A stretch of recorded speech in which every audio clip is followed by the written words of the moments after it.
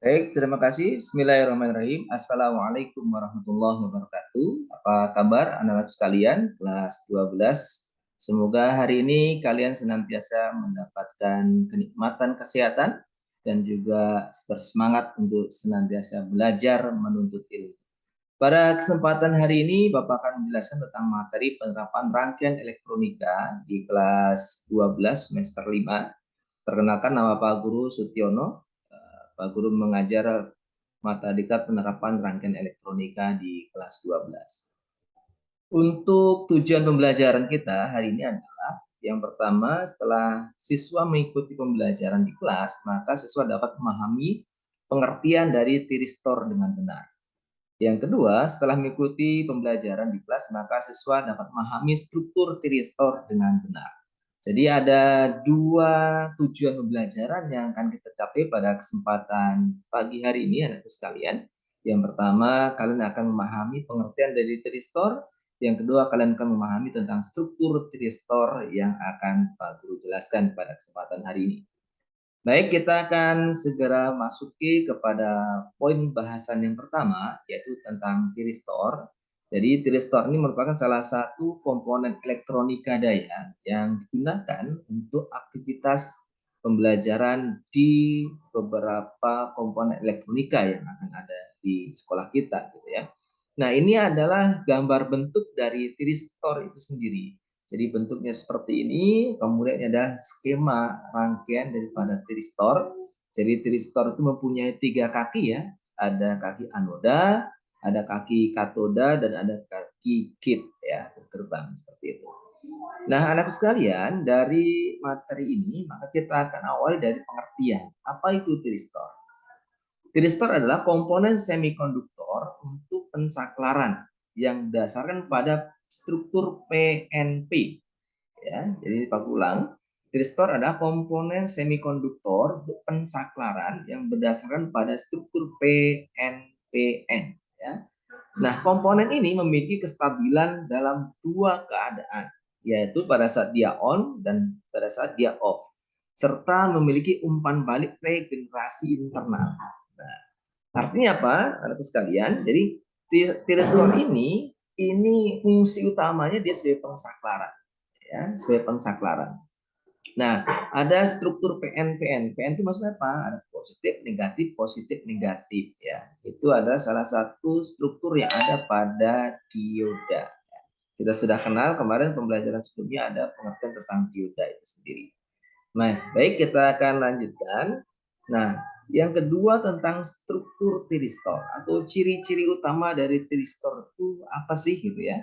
Nah, ciri-ciri utama dari tiristor adalah dia merupakan sebuah komponen yang terbuat dari bahan semikonduktor silikon ya. Nah, komponen tiristor lebih digunakan sebagai saklar atau switch ketimbang sebagai penguat atau penguat arus atau tegangan seperti halnya transistor ya. Jadi tiristor ini salah satu komponen semikonduktor yang dia fungsi utamanya sebagai switch ya, sebagai saklar ya. Jadi mungkin kalian sudah paham kalau saklar itu fungsinya sebagai apa ya? Sebagai pemutus dan penyambung arus dan muatan listrik seperti itu. Nah, baik anak sekalian, kita akan lanjutkan pada slide berikutnya. Ini adalah struktur dasar tiristor. Ya. Komponen tiristor ini terdiri dari 4 layer ya. Jadi ada layer pertama adalah layer P, yang kedua layer N, yang ketiga layer P, dan yang terakhir layer M. Ya, ini di atasnya kaki anoda, di bawahnya kaki katoda. Ini layernya. Jadi ada 4 layer ini ya, ada 4 layer seperti itu.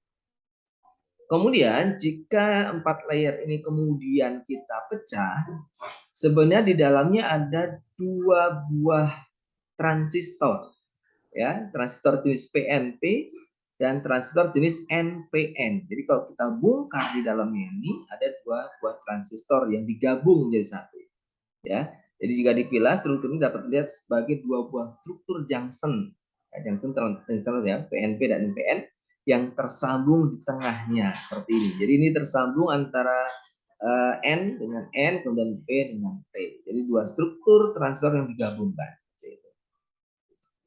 Nah, baik, selanjutnya, sekalian, jika divisualisasikan sebagai transistor Q1, ya, ini Q1 sebagai transistor Q1, dan juga transistor Q2, di sini transistor Q2, ya, ini jenis PNP dengan jenis NPN, maka dapat dilihat seperti gambar yang ada di sini. Ya. Ini gambarnya penggabungan dua buah transistor.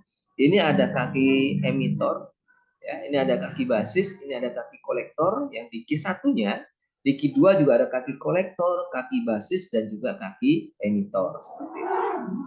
Nah, kemudian kalau kita perhatikan di gambar yang ada di sini, di atas ini ya, ini terlihat bahwasanya kolektor transistor Q1, ini Q1, kolektor transistor Q1 tersambung pada basis transistor Q2. Ini basis ya. Q1 dengan transistor Q1, ini Q2 transistor Q2. Jadi kolektor Q1 tersambung dengan kaki basis pada Q2 ya. Dan sebaliknya transistor Q2 tersambung pada basis transistor Q1. Jadi kolektor transistor Q2 tersambung dengan basis pada transistor Q1 seperti itu.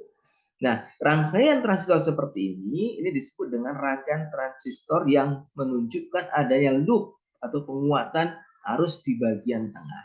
Seperti itu ya.